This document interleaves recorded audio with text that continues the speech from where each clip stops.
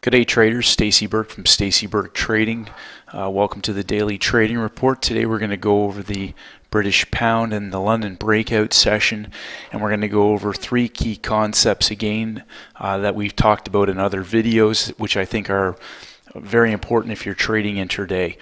The first one is going to be the opening range or the initial balance, which is where we look at the first couple time frames. So in this case it's a 1 hour chart. We're looking at the first couple hours of that session to establish potentially one of the selling or buying extremes for that session. So as we head into just a reminder, these purple boxes are the Asian high and low for the session. The yellow boxes are the Europe session, and the overlap of the yellow and green. The green is the US market trading session. So we look at a couple things. We look at the opening range, we look at the order flow, and we also are looking at peaks and troughs and market bias. So if we look at the last week for February 16th, 2016, so we've got the today's Wednesday, the 24th of February, so Tuesday, Monday, Friday, Thursday, Wednesday last week. We look at the first couple hours of Asia, and we can see that the market traded sideways for the bulk of the Asian session. It broke out towards the end of that session and went bearish as we opened up into Europe. Now that first bar of the yellow box is the 9 o'clock candle, and we know in the Europe session a high percentage of the time that the high or low potentially for that 24-hour session can be established between 2 a.m. and 5 a.m. New York. And on my charts, those candles are 9, 10, and 11 o'clock. I'm GMT +8. I'm in Perth, Western Australia. So that's approximately the close of that 2 a.m. candle is approximately 4 p.m. Perth time, which should be 3 a.m. New York. So we see that first hour, the market is a bearish candle. We see a bull candle take out the high, and we have a higher high and a higher low. Now savvy traders may have actually put a 1 pip entry above that 10 o'clock candle as a breakout long. We'll just see if we can get that to blow up here. Breakout long with the stop below the low of the day, and that candle proceeded to go out long. And that 11 o'clock candle then right here then became not the high of the day, but the selling range high of the day. Whenever I see that occur, we always want to look back to the left, and we want to see potentially where there's institutional volume or institutional trading that may have set off or held its ground. And in this case, we see that candle was definitely the sellers were still in charge for the bulk of that session. And so again, we see the 9, 10, and 11 o'clock candle setting up as one of the extremes for the day. And people who stayed with the bias that was in place from that previous session would have potentially either sold into the lower bear candle or tried to have a limit order off the low of that candle. So again, just looking at the first bar of the Europe session, so we head into the next session, we see Asia go sideways.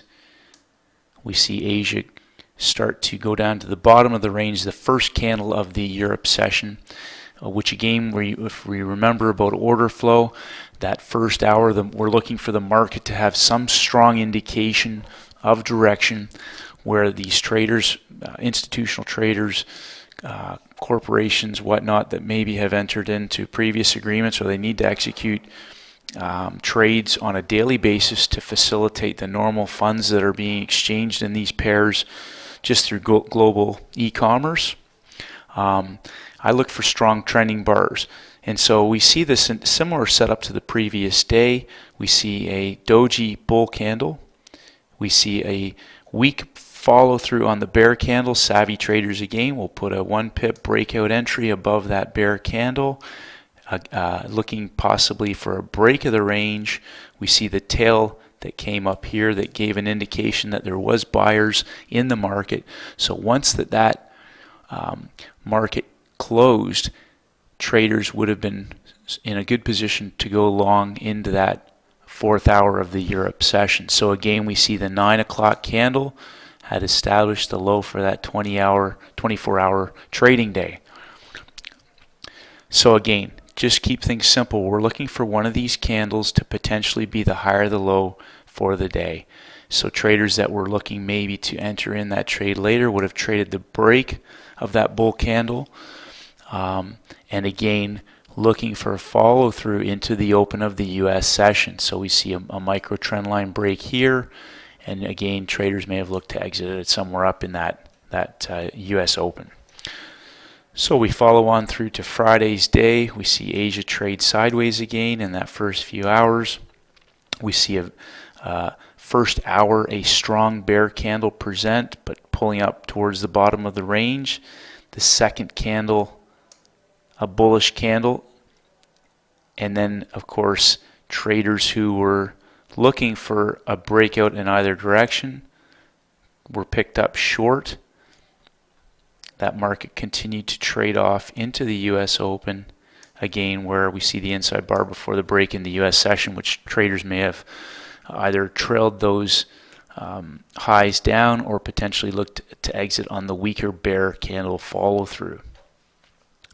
So again, the first few hours of the trading session, we don't see the high of the session established, but we did see that selling range hold strong.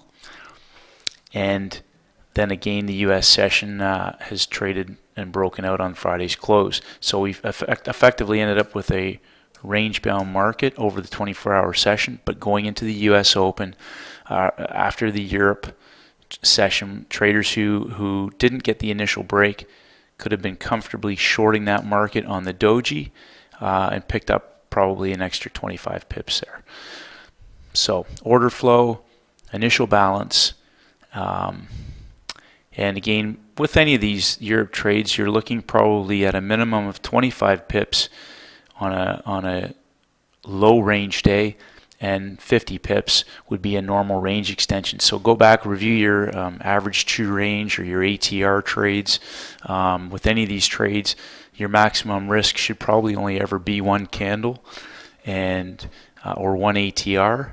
But again, test your own strategies, put those risk management rules in place, and always stay within your risk parameters and trade in your own best interest. So we go on to Monday's session. We see a gap on Monday form. We see a breakout into the first candle of the Europe Open, London Open session. Now this is the type of trades that you look for. That's a very strong market.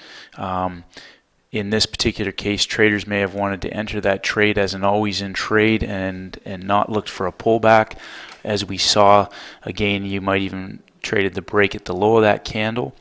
But this is the type of trade that once that sets up, it's not necessarily going to give traders a re-entry. And we can see that it drove right down into the US Open. Higher high, higher low, and then the market proceeded to auction back and retest the open of the Europe session. The Europe consolidation. So fast-moving market, that's a classic breakout trade, and you have to position yourself into that trade. You possibly will not get a pullback. So again, just manage your risk, keep your stops where that would be invalidated, keep that trade simple, and again, just stay within your risk parameters. So again, we see Asia start to follow through with that rollover. So again, we've broken out of that range. Now, if we go back to our initial balance in that Asia session, we see that possibly that first few hours may hold now as one of the extremes for the day. We see the order flow of London market open up, and that market auctions up. Now this is a key candle at 11 o'clock. We see an inside bar, and again, we're looking at that market's been trading down. That market has picked up some steam on the Monday.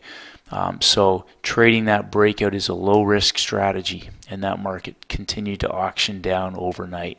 So keep it simple. Price action, is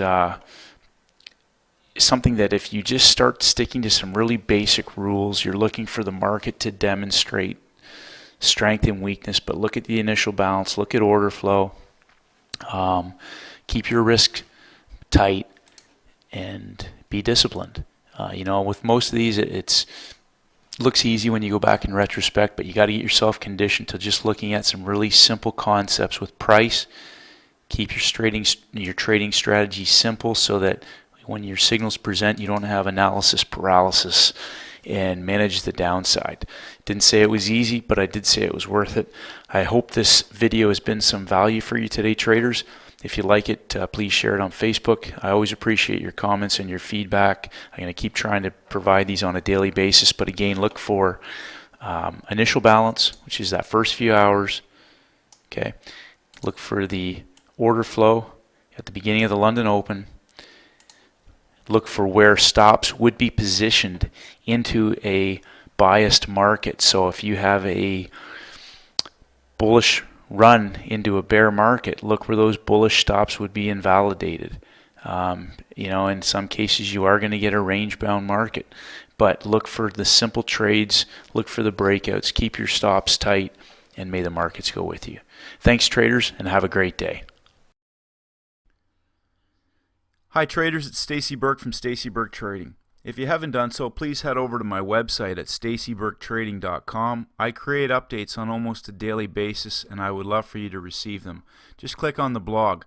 If you want to enter your name and your email address, I'll send you my free audio program, the 7-Step Daily Routine for High-Performance Traders. This is essential knowledge for all traders in all markets, and this is for helping traders to master the market with discipline, confidence, and a winning mindset. I appreciate all your feedback and comments. As always, traders, stay disciplined, and may the markets go with you.